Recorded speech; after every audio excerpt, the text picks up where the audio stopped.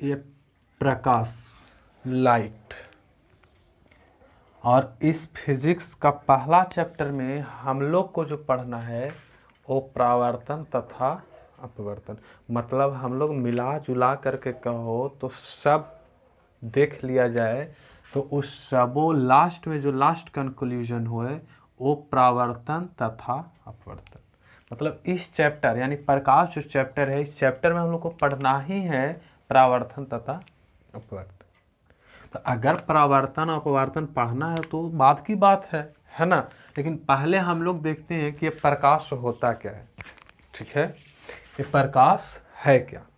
तो प्रकाश को जानने के लिए हम लोग करते हैं कुछ एक्सपेरिमेंट। जैसे मान लो कि हमारे पास एक वस्तु है यहाँ पास, ठीक है, और यहाँ पास कोई लाइट का सोर्स है।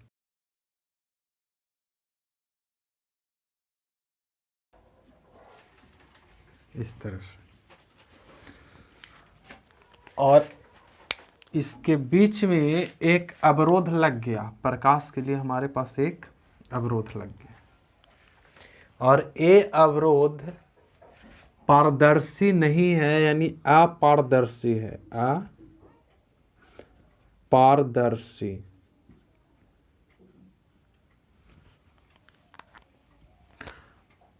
या हम लोग अपारदर्शी ना बोल करके ये हमारा दीवार है, ठीक है। और ये साइड, दीवार के ये साइड लाइट का कोई भी सोर्स नहीं है। जो भी सोर्स है लाइट का ये साइड, समझना ठीक से। और ये लाइट तुमको इस दीवार को भेद नहीं सकती है, पार नहीं कर सकती है। और नहीं कर सकती है तो क्या तुम अगर यहाँ पास इस जगह पे अगर हो, ये तुम्हारा नेत्र है, ठीक है, और यहाँ से अगर तुम इसको देख रहे हो तो क्या ये तुमको दिख जाएगा। जैसे यहाँ अगर हम एक एग्जांपल दूं कि यहाँ पूरी तरह से लाइट लगा हुआ है, ठीक है। अगर इस सबो लाइट को अगर हम बुता दें तो क्या यहाँ जो कॉपी किताब तुम देख रहे हो उसको तुम पढ़ लोगे? नहीं पढ़ लोगे। तो यहाँ से एक चीज़ तो हम कह सकते हैं कि प्रकाश वह है जिसकी उपस्थिति के कारण हम किसी वस्तु को देख सकते हैं, ठीक है। तो पहला अगर कंडीशन अगर हम लिखूं, इस चीज़ को अगर हम लिखें तो हम यहाँ लिख सकते हैं कि प्रकाश वह कारक है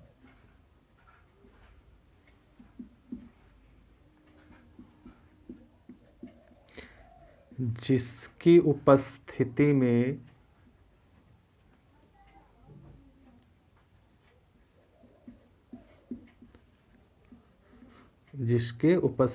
में हम किसी वस्तु को देख सकते हैं। दूसरी बात कि प्रकाश एक प्रकार का विद्युत चुंबकीय तरंग है। क्या बोल रहे हैं? प्रकाश एक प्रकार का विद्युत चुंबकीय तरंग है। दूसरा अगर हम यहाँ पास लिखूं तो हम लिख सकते हैं कि प्रकाश एक विद्युत चुंबकीय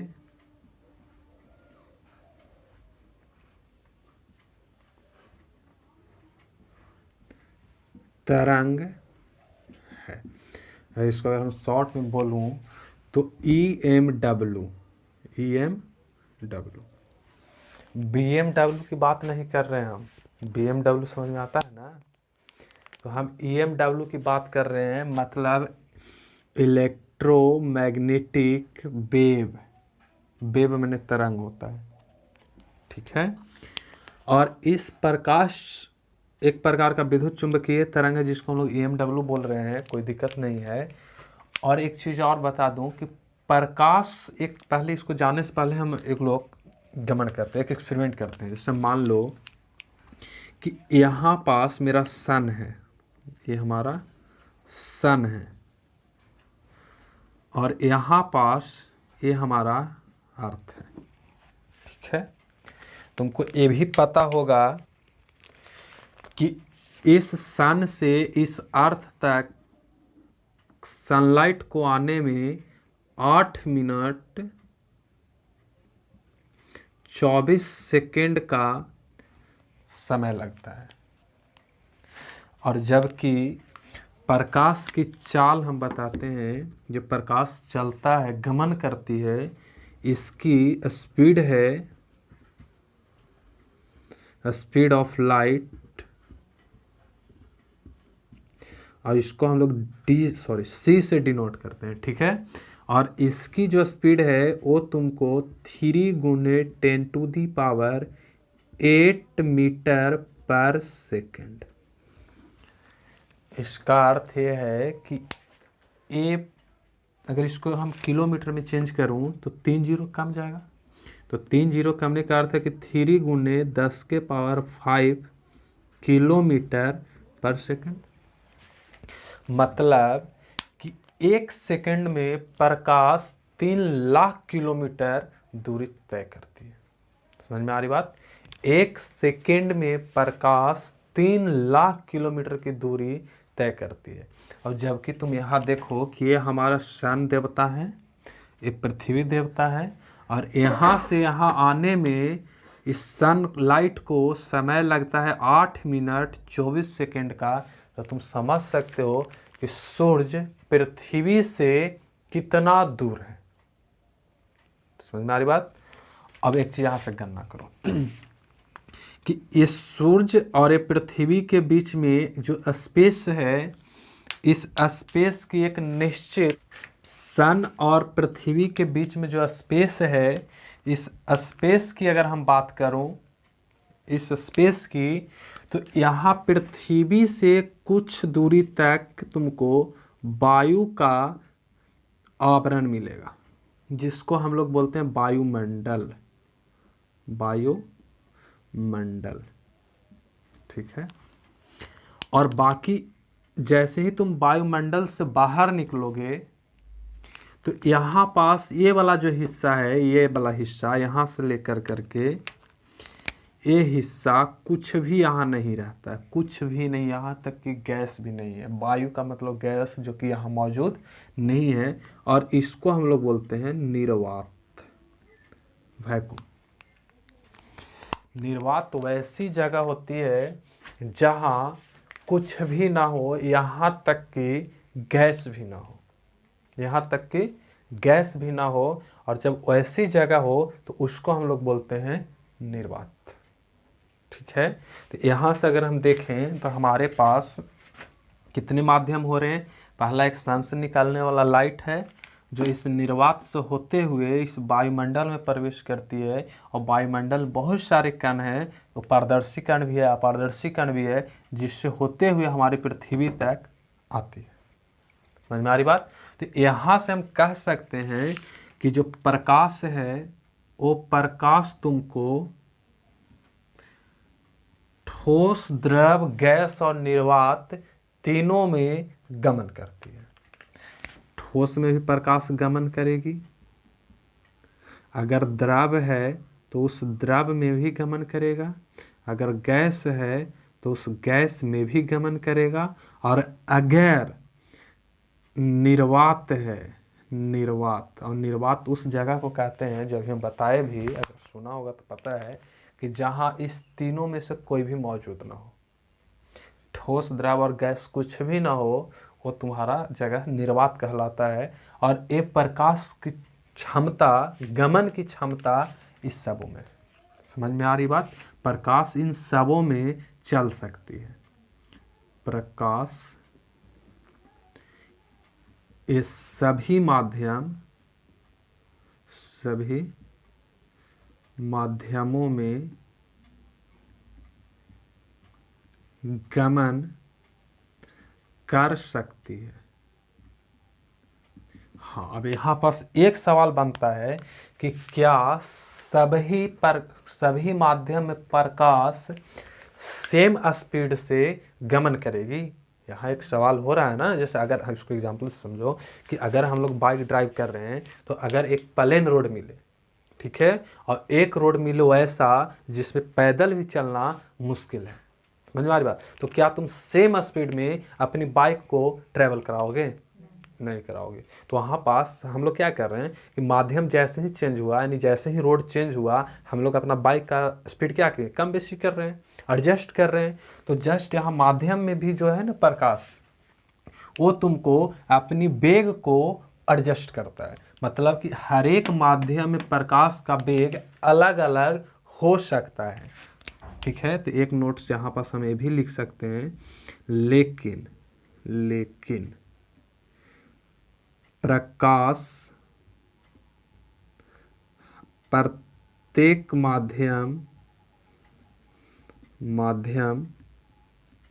में अलग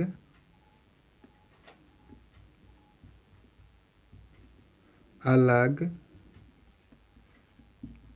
वेग से गमन करती है, ठीक है।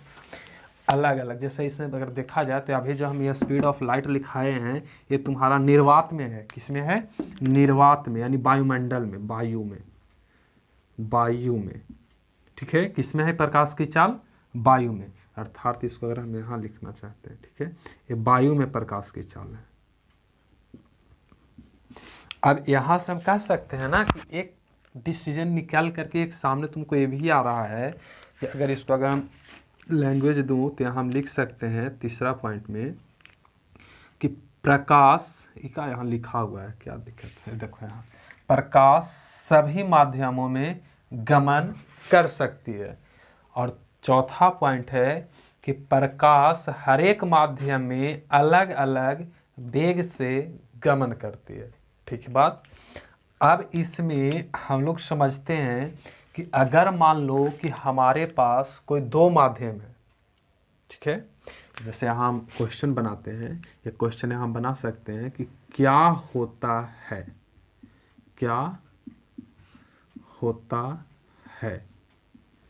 जब प्रकाश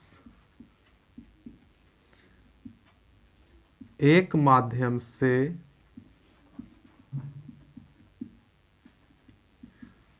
दूसरे माध्यम में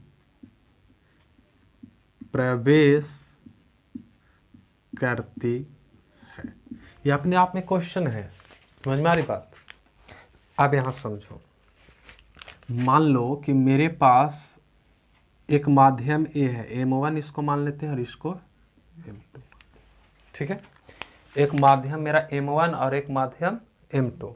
तो अगर मान लो कि हमारा प्रकाश का स्रोत है, इसको हम लोग बोल सकते हैं प्रकाश स्रोत। इसको क्या बोलें? प्रकाश स्रोत। प्रकाश स्रोत, प्रकाश स्रोत उससे बोलते हैं जो प्रकाश का उत्पादन करता है। जैसे यहाँ पर देखो लगा हुआ ये सभी लाइटें क्या है? प्रकाश की एक स्रोत है।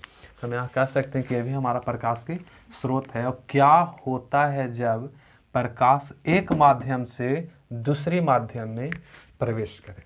जैसे मान लो कि यहाँ प्रकाश है, अभी आ रहा है, तो माध्यम O1 में है ये लाइट, तो यहाँ आएगा तो पहला कंडीशन है कि ये टकरा करके अपने ही माध्यम में लौट सकता है। यहाँ पास दो कहानियाँ हो सकती है। एक पहला कहानी कि पहला जब प्रकाश पहला माध्यम में आता है तो यहाँ से टकरा कर करके वो अपने ही माध्यम में लौट सकता है, ठीक है।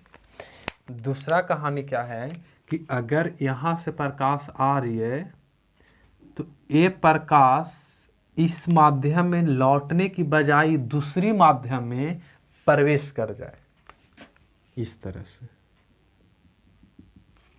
और यहाँ प्रवेश करने के बाद ये अपनी रास्ता से भटक करके यानी विचलन हो जाता है और ए लाइट ऐसे निकल जाती है। ठीक, यहाँ पास दो केसेज हो रही है। पहला केस कि ए लाइट पहला माध्यम में आता है और इस दीवार से या जो भी चीज़ें कोई वस्तु होगी इसे टक्कर करके ये अपने ही माध्यम में लौट जाए।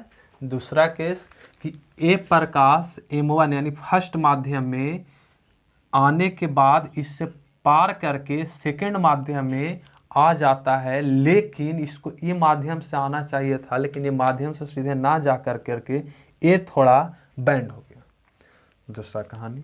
तीसरी बात है कि अगर मान लो कि ये प्रकाश यहाँ आया और इससे टकरा गया और टकरा करके यहाँ ही रह जाए, ना वो टकरा करके इधर आए और ना ही प्रकाश ये माध्यम 2 में प्रवेश करे, तो हमारे पास 3 कहानियाँ बन रही है और तीनों अलग अलग कहानी, मतलब अपन अपन दुखड़ा तीनों सुना रहे हैं।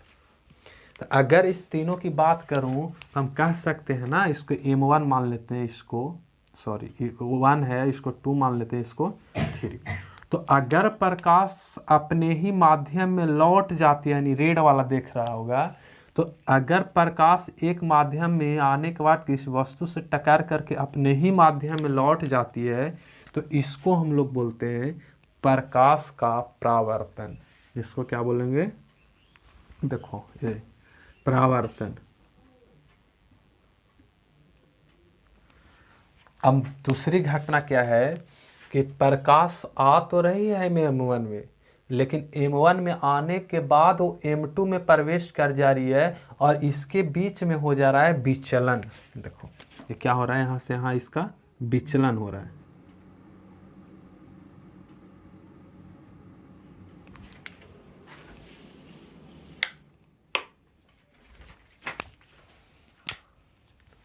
देखो यहाँ विचलन हो रहा है। तो अगर ये विचलन हो रहा है तो ये प्रकाश M1 से M2 में जैसे ही आया, इसकी पथ में विचलन हो गई, तो इसको हम लोग बोलते हैं प्रकाश का अपवर्तन। ये वाला वर्ड, इसको क्या बोलेंगे? अपवर्तन। ठीक है। और एक कहानी और है तुम्हारे पास कि अगर यहाँ देखा जाए तो जो सेकेंड यानी रेड वाला कलर नजर आ रहा होगा, इस कलर को अगर तुम देखो तो प्रकाश इधर से सॉरी देखो गलत बोला गया, रेड नहीं ग्रीन वाला, ठीक है। इस ग्रीन वाले को अगर देखोगे तो ये तुमको ये प्रकाश माध्यम 1 में आ रहा है, ठीक है, लेकिन ये वस्तु से टकराने के बाद ये नहीं लौट पा रही है और नहीं ये सेकंड माध्यम में आ रहा है।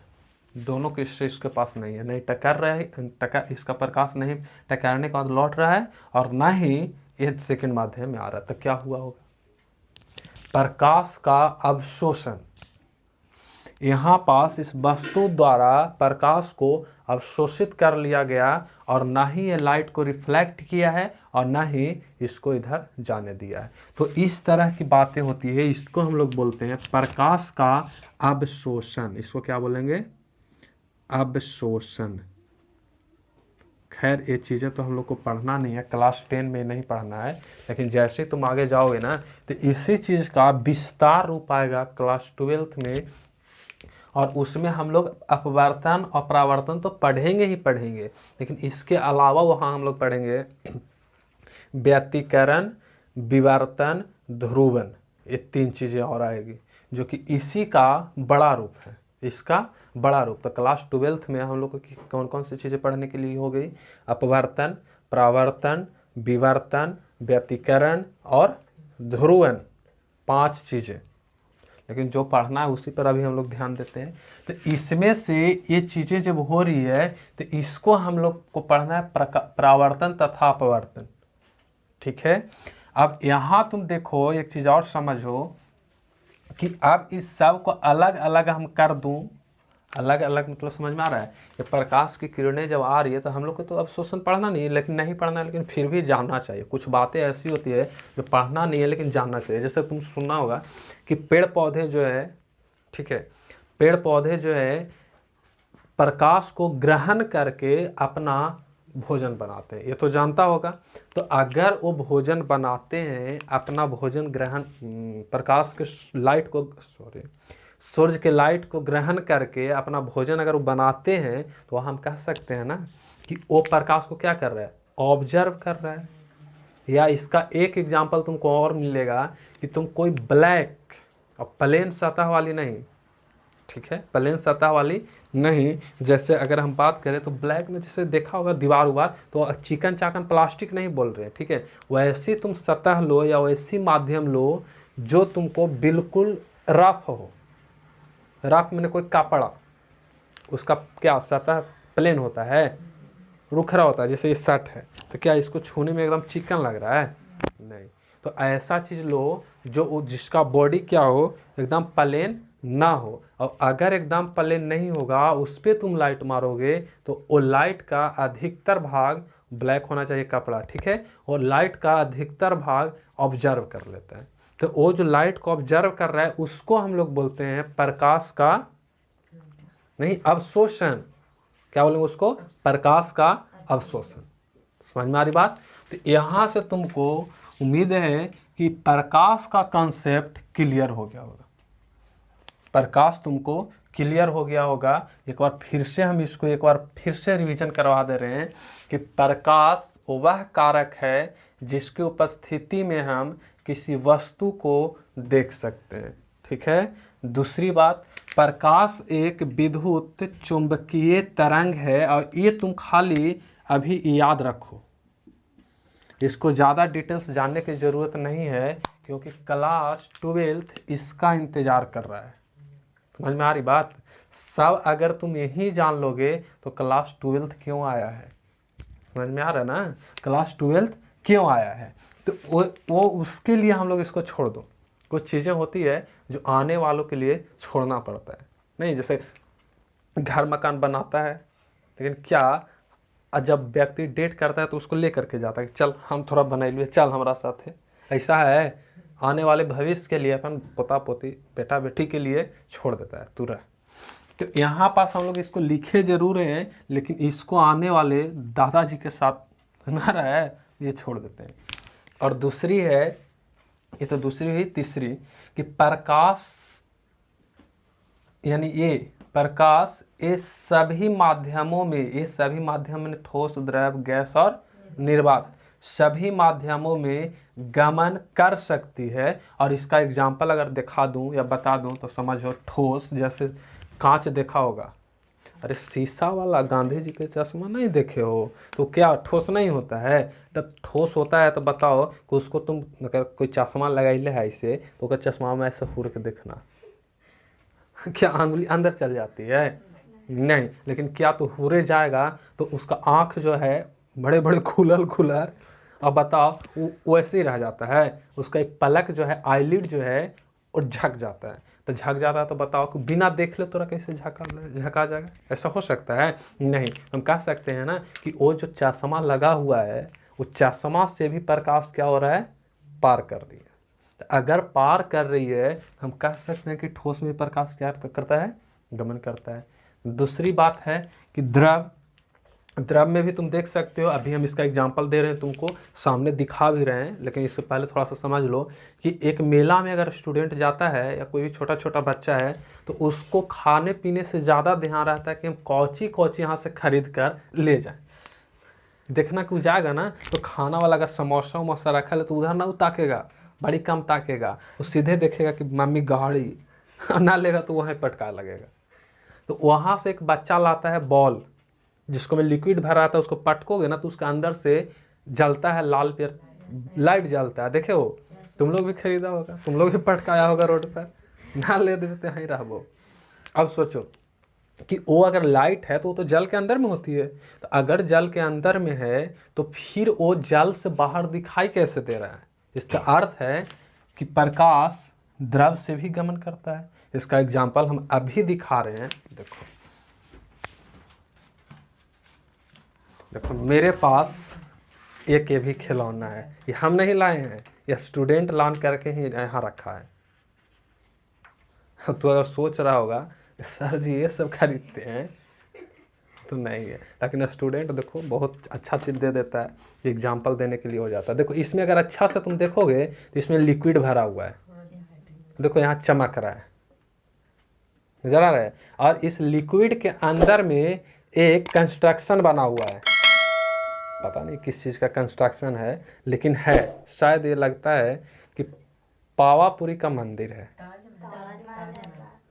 ताजमहल ऐसा नहीं, ये अरे कोई महल रहा है ना, ठीक है, ये एक कंस्ट्रक्शन है, ठीक है, और इस कंस्ट्रक्शन के ऊपर में क्या है, जल है। अगर इतना जल ताजमहल के ऊपर में भर दिया जाए तो कहानी खत्म हो जाएगा। तो अगर इसको देखोगे तो क्या तुमको ये नजर नहीं दे रहा है, ठीक से देखो, नजर दे रहा है, तो अगर ये नजर दे रहा है तो हम कह सकते हैं कि इसमें भरा हुआ जल जो है वो प्रकाश को अंदर जाने दे रही है, और उससे हम लोग इसको देख पा रहे हैं। क्योंकि बचपने में तुमको पढ़ाया गया होगा क्लास 7 या 8 में कि कोई भी वस्तु को हम तभी देखते हैं जब उस वस्तु से प्रकाश टकरा करके हमारे नेत्र में प्रवेश करनी चाहिए। तो अगर ये देख रहे हैं तो इसका अर्थ ये ना है कि इससे प्रकाश टकरा करके वो हमारे नेत्र तक आ रही है। तो यहाँ से हम कह सकते हैं ना कि प्रकाश द्रव में भी क्या करता है, गमन करती है। दूसरी बात गैस, तो गैस का एग्जांपल तुम देख सकते हो कि यहाँ बहुत सारा गैसों का मिश्रण रूम है, तो ये रूम में तो गैस ही गैस है, तो क्या तुम लोग को हम दिखाई नहीं दे रहे हैं, सोचो, नहीं दिखाई दे रहे हैं, इजिली दिखाई दे रहे हैं। तो अगर हम दिखाई दे रहे हैं तो कह सकते हो ना कि गैसों में भी प्रकाश क्या होती है, गमन करती है। तीसरी बात निर्वात, ऐसे निर्वात को तो अभी तुम लोग कोई देखा नहीं होगा, कोई नहीं देखा, हम भी नहीं देखे हैं, क्योंकि जहाँ कहावत भी है कि जहाँ कोई नहीं वहाँ भगवान जी है। तो हम कहते हैं जहाँ कुछ नहीं वहाँ निर्वात है, ठीक है, और तुम लोग निर्वात में भी भगवान जी को पहुँचा दोगे तो पता चले भगवान जी वहाँ हाथ पैर ऐसे पसार के अटकल रहेंगे। तो अगर यहाँ पास देखोगे ना तो निर्वात तुम यहाँ देखो ना कि यहाँ पृथ्वी है और यहाँ सूरज है, और इसके बीच में हम बता रहे हैं कि पृथ्वी की सतह से कुछ ही दूरी तक वायुमंडल है, और बाकी इधर कोई वायुमंडल नहीं है। अगर तुमको ऐसे करके फेंक दिया जाए ना, और जैसे ही तुम इस वायुमंडल से पार करके यहाँ आ जाओगे तो यहाँ अटकल रहोगे। अगर तुमको पास मान के चलो कोको कोला है, समझ में आ रही बात, और तू ऐसे करके उसको पीना चाह रहा है तो गिरबे नहीं करेगा मुँह में, तू ऐसे ही खेले रहो, ताक रहेगा, अब गिरा और गिरबे नहीं करेगा। अब बताओ कि अगर वो नहीं गिरेगा तो वहाँ पास हम कह सकते हैं ना कि वहाँ पास जो ग्रेविटेशनल फोर्स है, यानी ग्रेविटी जो है वो काम ही नहीं करता है। और जब ग्रेविटी काम ही नहीं करेगा तो ग्लास से बाहर आएगा कैसे, नहीं आएगा। तो मज़ेदार चीज़ है, लेकिन वहाँ पहुँच गया बिना सूट के तो तुमको बचना भी मुश्किल है। सूट मैंने समझे वो दर्जी सिलाते हो जी वाला सूट की बात नहीं कर रहे हैं हम, वो स्पेस सूट की बात कर रहे हैं हम, ठीक है, वो एक विशेष प्रकार की स्पेस सूट होती है। तो यहाँ हम लोग चारों माध्यम में देख लिए। अब तुम इसको उतारो और इसमें इसके बाद हम लोग शुरू करते हैं परावर्तन, ठीक है, ये तुमको लाइट के बारे में कंसेप्ट, अब इसके बाद हम लोग इसको शुरू करते हैं।